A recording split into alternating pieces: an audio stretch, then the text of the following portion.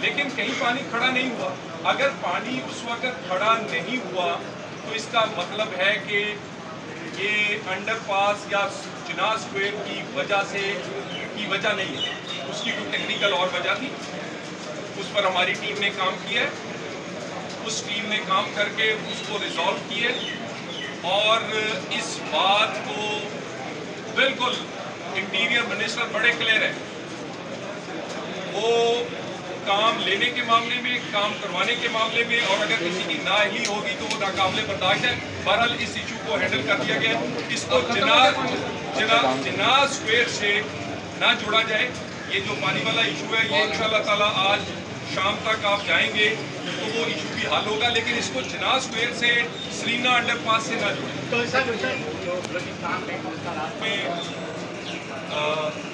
हिंदुस्तान की प्रॉक्सीज, ये जो वो कहते हैं ना ऑपरेशन सिंदूर चलता रहेगा, ये उसकी कंटिन्यूटी है।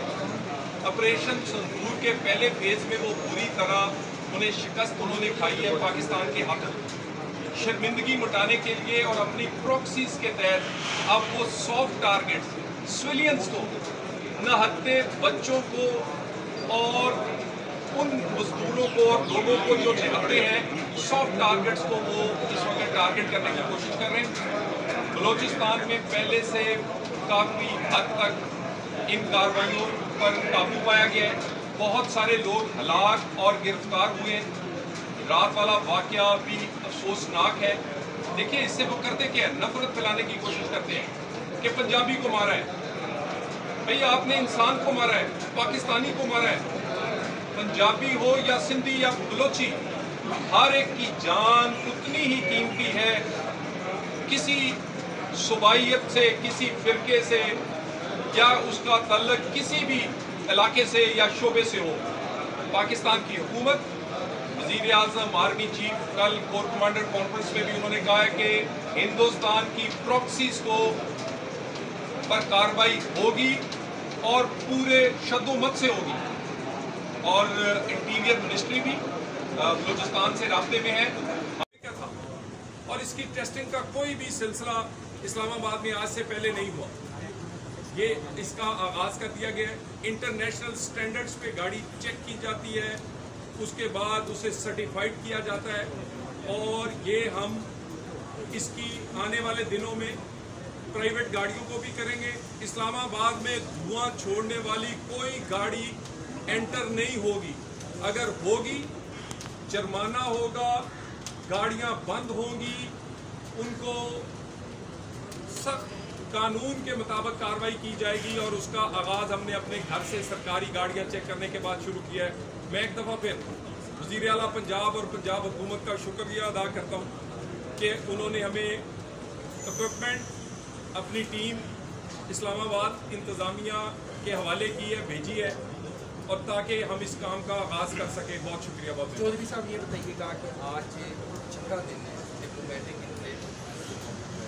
और सैनिका को वर्ल्ड में जाने वाला रास्ता है। 4 एम्बेसियों के बारिश का पास किसी को एक पहले भी एक शिकायत जो है वो PAC पब्लिक अकाउंट्स कमेटी ने सोमो को लिया। उन्होंने कहा कि सरीना में अंडरपास, जिसे चिनाब स्क्वायर हम कहते हैं, वहाँ पर एक दिन कोई उसको डैमेज हुआ है किसी बारिश की वजह से। वहाँ मैंने खुद जाके ये रिपोर्ट पेश की कि 14 किलोमीटर के करीब स्लिप रोड्स हैं, 2 बड़े अंडरपासेस हैं, ओवरहेड ब्रिज हैं। ये पूरे प्रोजेक्ट पे उसमें से एक दिन आधे घंटे के लिए पानी इसलिए रुका था कि अंधेरी की वजह से कुछ पौधे जो थे वो ड्रेनेज में चले गए थे, और जो सड़क को लोग कहते हैं डैमेज हुई थी, वहाँ सिर्फ 2 मीटर का एक ऐसा एरिया था जहाँ पर सुई गैस डिपार्टमेंट ने काम किया, तो वहाँ पर वो सड़क को दोबारा रिपेयर करना पड़ा। ये प्रोजेक्ट ना सिर्फ कलील मुद्दत में, रिकॉर्ड मुद्दत में कंप्लीट किया गया, लेकिन सिर्फ कंप्लीट ही किया गया, क्वालिटी से कंप्लीट किया गया। क्वालिटी से नहीं, कंपटीशन और कॉस्ट कम करके कोई 300 मिलियन से ज़ायद पैसे बचा के कंप्लीट किया गया। इसने इस्लामाबाद की खूबसूरती में नहीं बल्कि वहाँ पर हमारा जो डिप्लोमेटिक एनक्लेव था, हमारे वो जो एक रेड जोन था, उसमें जो ट्रैफिक का इशू था, उसको हमेशा के लिए क्या था। और इसकी टेस्टिंग का कोई भी सिलसिला इस्लामाबाद में आज से पहले नहीं हुआ। ये इसका आगाज़ कर दिया गया है। इंटरनेशनल स्टैंडर्ड्स पे गाड़ी चेक की जाती है, उसके बाद उसे सर्टिफाइड किया जाता है और ये हम इसकी आने वाले दिनों में प्राइवेट गाड़ियों को भी करेंगे। इस्लामाबाद में धुआं छोड़ने वाली कोई गाड़ी एंटर नहीं होगी। अगर होगी जुर्माना होगा, गाड़ियां बंद होंगी, उनको सख्त कानून के मुताबिक कार्रवाई की जाएगी और उसका आगाज़ हमने अपने घर से सरकारी गाड़ियां चेक करने के बाद शुरू किया है। मैं एक दफ़ा फिर वज़ीर आला पंजाब और पंजाब हुकूमत का शुक्रिया अदा करता हूँ कि उन्होंने हमें इक्विपमेंट, अपनी टीम इस्लामाबाद इंतज़ामिया के हवाले की है, भेजी है, और ताकि हम इस काम का आगाज़ कर सकें। बहुत शुक्रिया। बहुत चौधरी साहब, ये बताइएगा कि आज 6 दिन है डिप्लोमेटिक इनक्लेव और सेलिका टू वर्ल्ड बन जाने वाला रास्ता है। 4 एम्बेसी के बारिश का पानी क्या किसी को एक पहले भी एक शिकायत जो है वो PAC पब्लिक अकाउंट्स कमेटी ने सो मोटो लिया। उन्होंने कहा कि सरीना में अंडरपास, जिसे जिना स्क्वायर हम कहते हैं, वहाँ पर एक दिन कोई उसको डैमेज हुआ है किसी बारिश की वजह से। वहाँ मैंने खुद जाके ये रिपोर्ट पेश की कि 14 किलोमीटर के करीब स्लिप रोड्स हैं, 2 बड़े अंडरपासेस हैं, ओवरहेड ब्रिज हैं।